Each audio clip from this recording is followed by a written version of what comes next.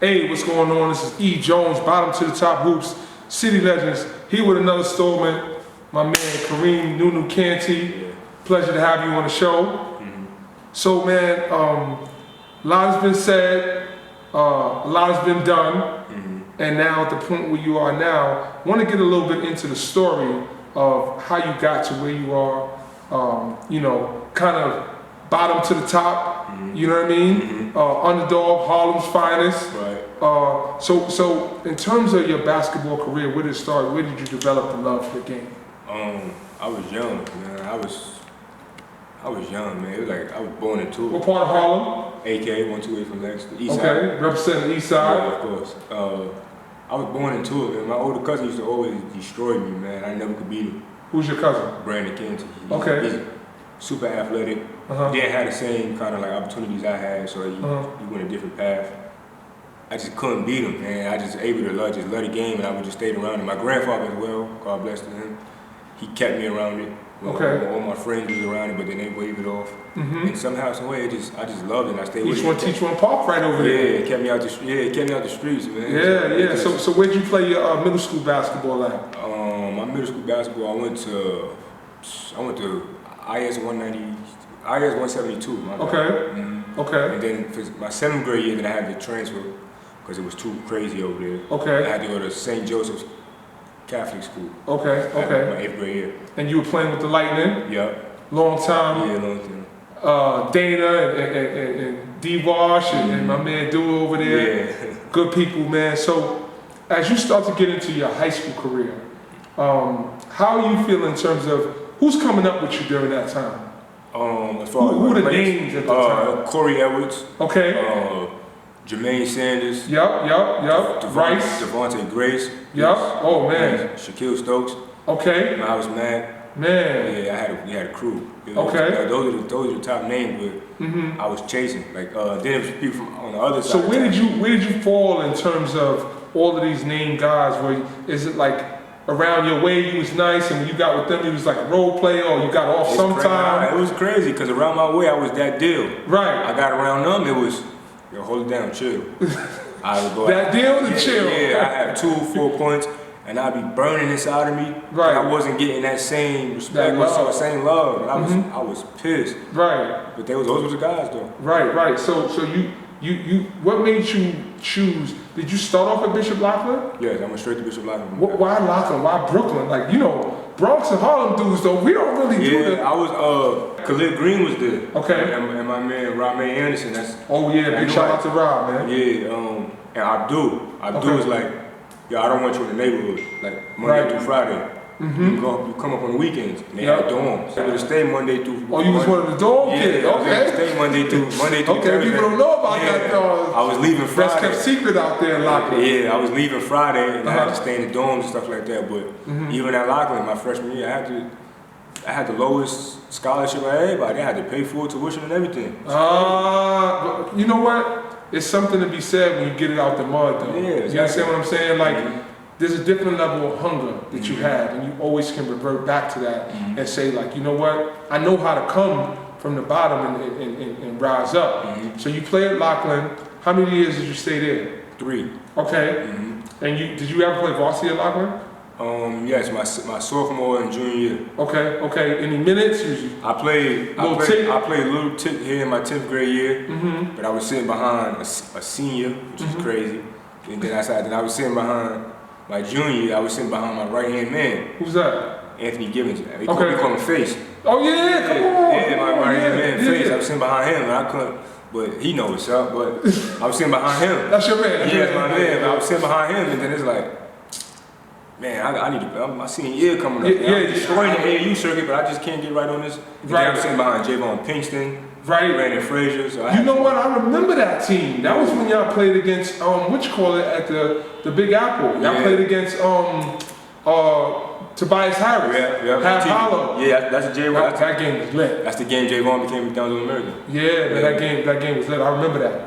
You played well in that game too. Yeah, I played solid, man. But looking back at it, like now, look at it, I was a scrub, man. I would tell everybody I was a scrub. Well, you know, it's all relative, right, to where you are in your confidence and your skill set. Because a lot of the times we're able to do it. It's just a matter of in your mind setting forth the effort to say, you know what, I'm gonna just give it a shot. Right. So fast forward, you want to go to school out in Florida. No, after that I went to Bridget Academy. Okay. I went straight to Bridget Academy because Lockland just wasn't, I mean, I had got into trouble at Lockland. And then I wasn't able to qualify because they don't teach you how to qualify at these schools. So I go to Bridget Academy, and the guy, my coach Whitley just gave me a green light. He gave me the most confidence that I've ever had in my life. Wow. So if it wasn't for him, I don't know where I'd still be. Like, he gave me this. You are a dog. What you doing AAU, I need to hear. Right. Win and loss is based on you. So I'm like, you wanted that smoke. Yeah, bet. And then I'm in the top prep school league. Right. I'm like, oh yeah. And I'm getting recruited by, at the time I was only getting recruited by like Maris, Sienna, and stuff like that. Me. Respect to them. Yeah, respect to them. Me, I'm like, oh, this all work. I would love for them to offer me a scholarship. Now I go prep. Now I'm getting bigger offers. Right. Oh, you can't tell me nothing at this point now. Yeah. Like, you're right. Yeah. You get it right. It's time to take off. So you go from there, and then you commit and sign to Marshall, go and play at Marshall. Correct. Why Marshall? Dino Presley. Okay. When I be picking these schools, I try to look for somebody I can relate to. Okay. Off the court, that they're going to make sure I'm right, even beyond basketball. It was between Marshall and Seton Hall. Okay. And I was really going to go to Seton Hall with Shaheem Holloway. That's my guy. Yeah, Shout out to Shaheem. I was going to rock with them. They just signed 2 other guards at the time. But as much as I rock with you, as much as I rock with you, bro, like, I can go to Conference USA, dominate, and put up these numbers.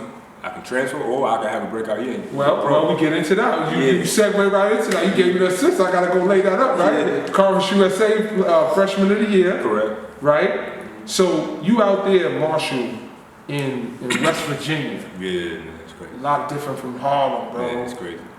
It's crazy. Look, you just got a whole different. You was like up, and then you just like, yo, it's crazy. Yeah, it's crazy. You just got a flashback on it. Yeah, it's great because when you go out there, man, I'm so used to the fast paced life. So when I went out there, I was at Bridgeton. Bridgeton helped me slow down. Like, of course. Because it was a whole boys school. Right. So now I had no choice but to. Focus up. But it was about basketball. Yeah, it's about basketball. So I go to Marshall. I'm about to play my first year. I'm about to destroy it. But you know what I mean? I'm like, damn, it's still slow out here. Like, Like, it's really I'm in it. But then I'm kind of still somewhat feeling like, no disrespect to Marshall, but I'm like, damn, I'm kind of at mid-major. I was supposed to be at a. Right. So I'm like, I ain't really belong here. So let me do my 1 year, destroy, and let everybody. So you already had that in your head. Yeah, let me put that on notice. So then I go out there and I'm just like. Right. I just said, forget everything, forget the city, and I started. So let me ask you this. My life in Marshall. So you cooking at Marshall, and we talked a little bit, and we're talking about transparency and trying to educate, right?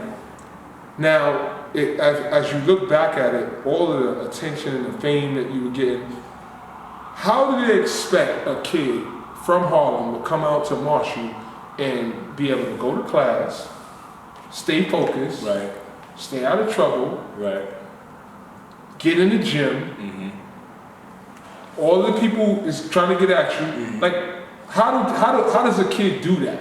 I tell people now, like, if you got a male like guidance or influence in your life, like, and he's telling you the right thing, just listen, man. Right. I didn't have that. Like my pops was locked up. Right. Abdul was the closest thing to my pops. Okay. But like, we were always class because I was still hard-headed. I was still on some. Right. I was angry. Like, I don't belong here. Right. I'm supposed to be one and done. I got great numbers. Like. But then when I had to sit out that year, it was man. I had to. You speaking to a point in terms of growth, right? Because that's what it's really about ultimately, is that you were angry. Yeah. You were angry because you felt like you was cheated. Yeah. Yeah. Right? And now you don't even know how to channel that anger or speak about it or communicate, or it ain't no vehicle for you to be able to get that off. So now it's coming out in the wrong way. And they forget you human. They just tell you to play. Then I got Twitter. I got Twitter and Instagram, so I'm lashing out through social media. I know that one. See, I'm lashing. So while I'm lashing out, like, I heard a story too. Yeah. I heard a story. Can we tell a story? Yeah, tell a story again. So, my man, I'm at Marshall. They said you came into practice one day, and they said, "Yo, I don't really feel like hooping today." You want to finish the sentence? Nah, yeah. He said, "I want to fight." Yeah. Yeah, I was mad, man. It's just anger. I came to practice and I was just like, we getting ready to practice, took my jersey off and said, yo, I'm not practicing. Everybody looked at me. They're like, which one? I'm like, I want to fight. And everybody looked at me like, yo, what? What's wrong with him? I'm like, which one y'all want to fight? They want to smoke. Yeah. So now, our job with the show is to educate. Now, as much as we laugh at it, to be honest with you, it was dumb.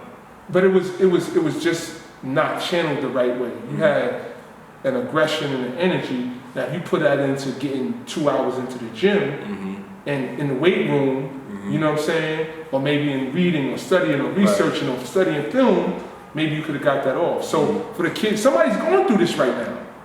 Somebody else wants to go into practice and fight. Right. But they watch it. Right. So we got to be able to share with them and say, yo, it's another way to do that. So fast forward, you go to Auburn. You got your sit out here.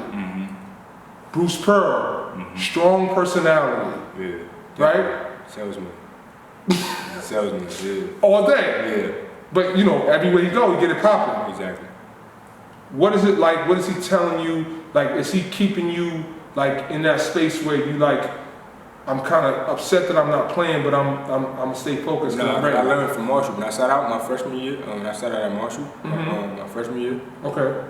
If I'd have played right away, I wouldn't have been as good. I needed that sit out year my freshman year. Okay. I got crazy in the weight room. I got bigger, worked on my jumper, and I got crazy athletic. Okay. So the next year, I did see a couple bangouts in the games too. So that next year, it was like letting a line out. Okay. So when I had to sit out at Auburn, I was familiar with it. Oh. So it was nothing for me to just block out a whole year of not playing. I mean, it was hard when they went on the road and only went on campus. Right. Besides the other athletes.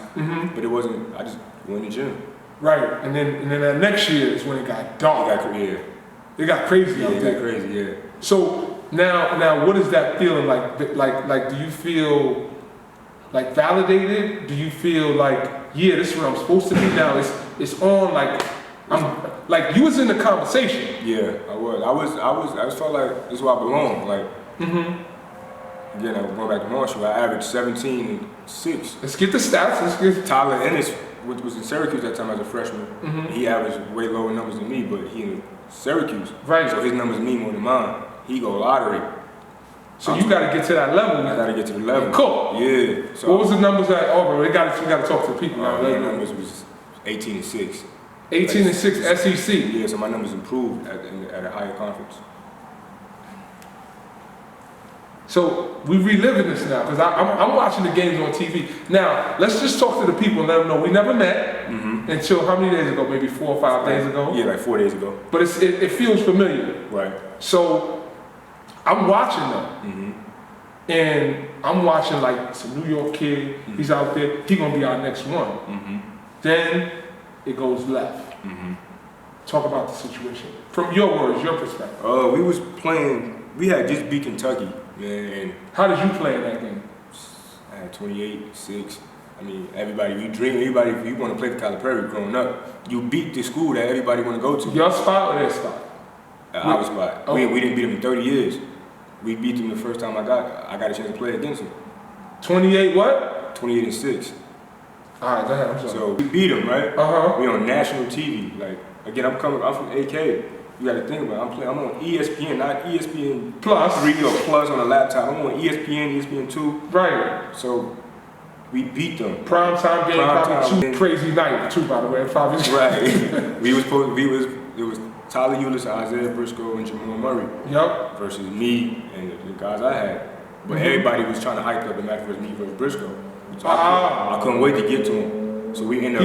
He didn't know. Nah, he didn't know. But so we ended up beating him. So now my confidence is even through the roof. I'm on national TV. Upset alert. You beat Kentucky. Of course. You on TV for 2 days. Yeah. Like my phone. Yeah, my phone ringing. Like I'm on campus, all going crazy. Like thank you. Like hey, you want to do your homework? All kind of crazy stuff going on. Like I had sprained my foot. So then we beat Alabama after that. A rival.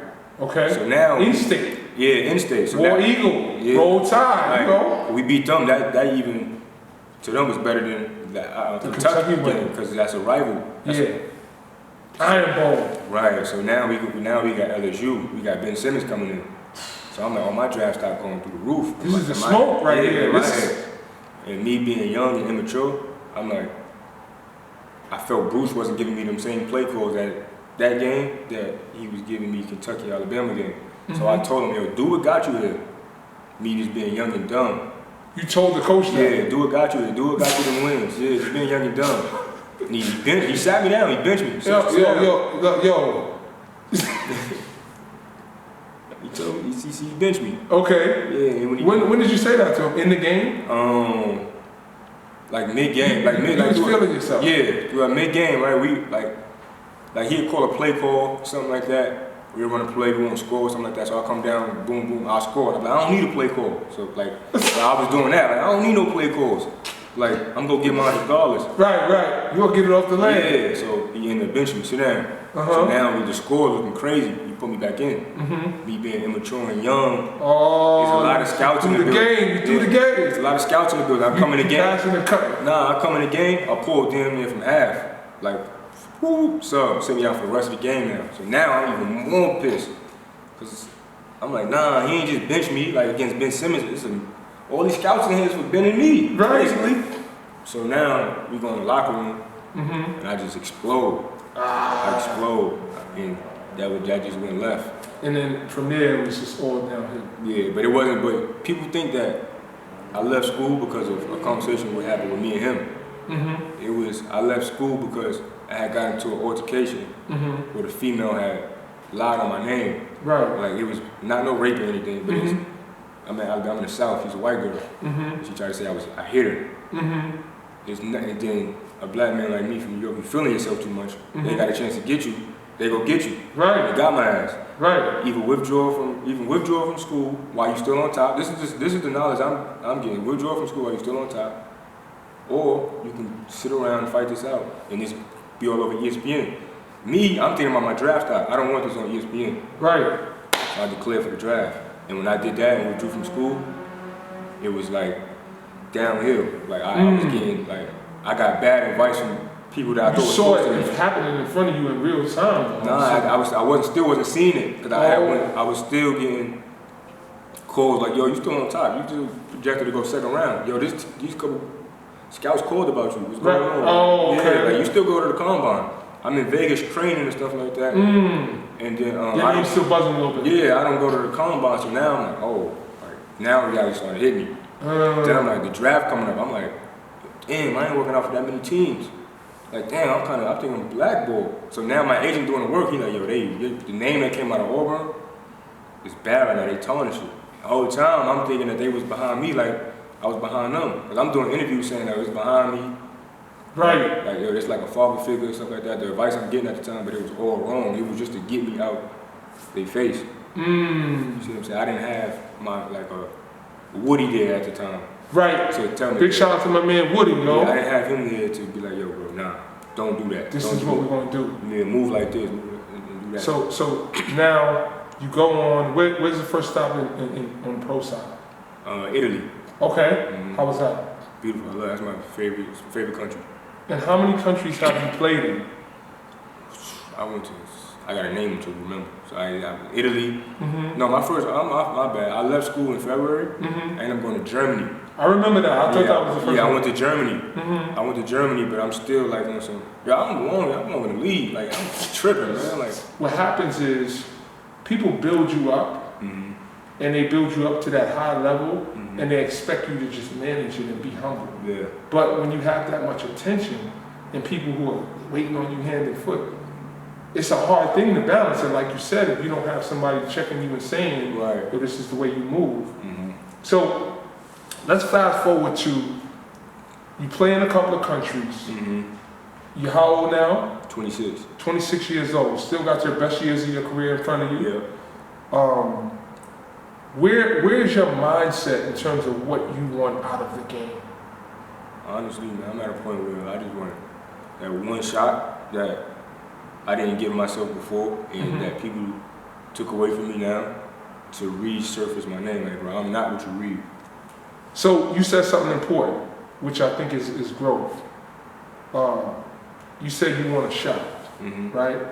To do it the right way, right? So before we talk about what's going to happen going forward, you still got to take the accountability and ownership for the part that you played. Right. Like, yo, I was bugging. Yeah. You know what I mean? But now you can look back at it and say, you know, I was immature, I was younger, whatever the case is. So now, what do people have to look forward to in terms of the new year?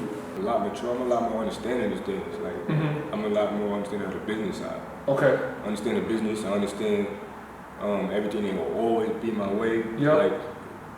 Like I'm a man. I'm more of a man. I got a daughter on the way. Right. So it's like that's a blessing. A lot of all that other stuff don't mean nothing to me, man. Like, yeah. I was built up, and when I got tore down, I was only me there. Rock bottom, right? Because all of those people who was cheering in the background, they wasn't there. They wasn't. So now on the show, we always try to have a little bit of fun. So, best basketball moment. When we beat Kentucky. What about it was the most memorable? When they rushed the court. I always wanted the fans to rush the court, and they rushed the court. How much did y'all win by? 2 or 3. I hit a game-winning layup. I got an and one. I went to the free throw line. I hit the free throw. So you won the game against Kentucky. They ain't win in 30 years. Right. They can't take that away from you. Never. Not never. So now, favorite teammate you've ever played with? Oh, damn, that's close. My man Melvin Johnson. He in Italy. Mel Johnson played at Rice. Yeah. The shooter. With the VCU. Yeah. Yes. Steady, man. Steady. And a big man named Kamari. I said one, bro. My bad. Those are my favorite teammates, man. I can't. You got to put two. I need two. All right. Toughest person you've ever played against? To this day, you got to be Shaquille Stokes. Really? Yeah. What's up with Shaq? Shaq just trying to figure it out. You know what I mean? Right. He made a mistake. Still in Harlem? Yeah. I made a mistake in college. And right. I remember that. Couldn't really regroup from that because I got my fame late. He had it early. He was like top 10 in the country. Right. We was like, I'm on the east side, he on the west side, but that was my dog. Yeah. He from Morningside, right? Yeah. Grant. Right. Yeah. He just couldn't. Again, he got tore down. Yeah. All he had was himself, so he was just trying to root from him. Right. So now you coming down on a fast break. You got a layup or a kick out. Somebody you know won't finish the play for the money. Who you passing it to? Anybody that I play with? Yeah. Who gonna finish the game for you? Melvin Johnson. Yeah, we've been through some battles together. Okay. So now, as we close, man, I give you the opportunity to share with the people who are looking forward to working with you, the coaches, the GMs, because I know what your talent is, right? I watched the video. When we do these interviews, I got to do my research. Right. I saw it live. You know what I mean? I talked to Dana and Abdul and all of them because I feel like it's my obligation to be able to be informed.